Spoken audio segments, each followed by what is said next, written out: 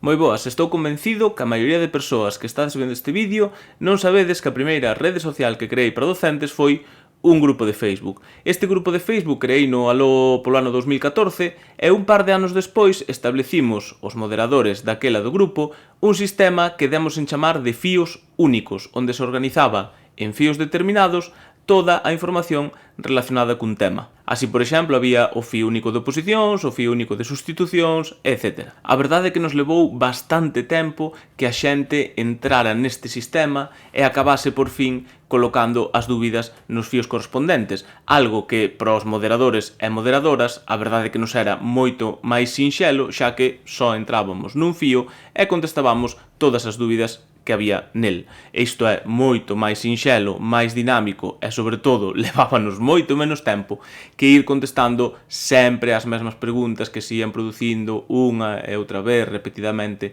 no muro do grupo. E con estes fíos únicos o grupo funcionou perfectamente durante moitísimos anos e, ademais, funcionaba tan ben que houbo moitos outros grupos que nos copiaron literalmente o noso sistema de funcionamento de fíos únicos. Certo é que, sobre todo nestes últimos tempos e debido á aparición de novas redes sociais para docentes como poden ser esta mesma de YouTube, Discord ou Twitch, o Facebook, digamos que quedou un pouco ou bastante obsoleto. Por iso, chegou o momento de facerlle un lavado de cara ao meu grupo de Facebook. Así que, o que ides ver a continuación é a nova organización e funcionamento do meu grupo de Facebook. Por certo, na descripción deste vídeo e no comentario fixado, deixovos unha ligazón para que vos unades ao grupo de Facebook.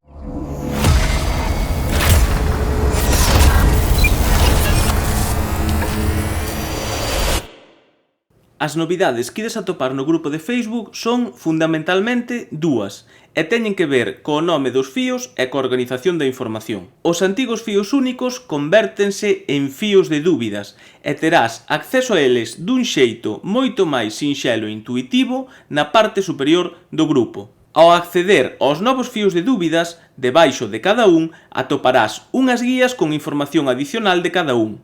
Por exemplo, se abres a guía do concurso de méritos oposicións 2023, atoparás na parte inferior toda a información que estás vendo. Lembra tamén que, como sempre, os novos fíos de dúbidas estarán accesibles na miña páxina web profesoradogalicia.com no menú superior na sección de fíos Facebook.